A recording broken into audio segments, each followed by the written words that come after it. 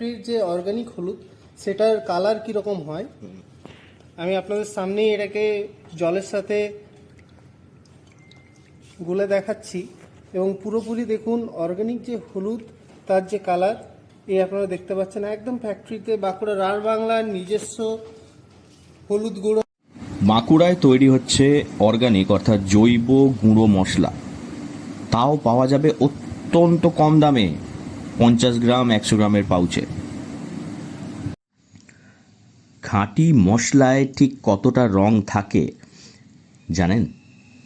জানেন কি রাঢ় বাংলার এই মশলা কিভাবে তৈরি হয়? 35 বছরের অভিজ্ঞতা নিয়ে চলছে গুঁড়ো মশলা তৈরির এক বিশাল কারখানা। এই মশলা বাঁকুড়া এবং পুরুলিয়ায় অত্যন্ত জনপ্রিয়। এই মশলা তৈরির হাত ধরে বাঁকুড়ার মানুষ পাচ্ছেন কর্মসংস্থান। বাঁকুড়া পুরুলিয়ার আর্থসামাজিক পরিস্থিতির কথা ভেবে 50-100 গ্রামের ছোট পাউচে 5 টাকায় বিক্রি হয় এই মশলা। দাদি গুঁড়ো মশলা, এক ডাকে পরিচিত রাঢ় বাংলায়। কিভাবে তৈরি হয় দেখুন।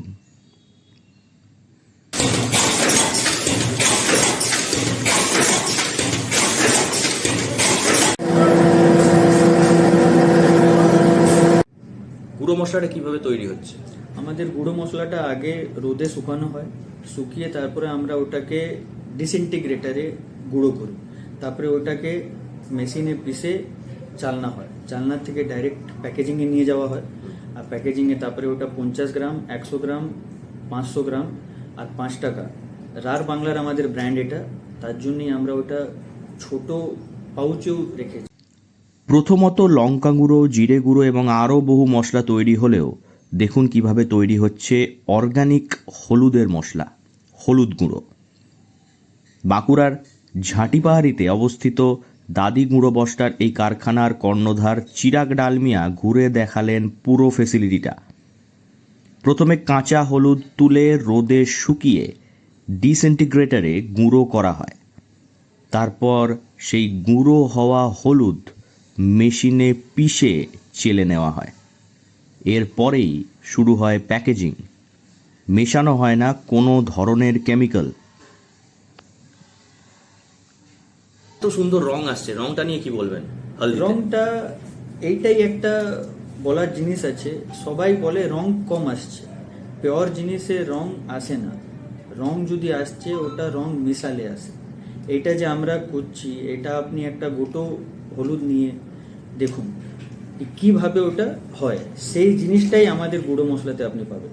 মানে ওটাতে আমরা রং কিছু মিশিয়ে করি না। কত বছরের এক্সপিরিয়েন্স? আমাদের এটা 35 বছরের এক্সপিরিয়েন্স। সেটাকে ইয়ে করে করছেন। আর কতজন কাজ করছেন আপনার এই গুঁড়ো মশলার? এখানে আপনার 4 জন কাজ করে।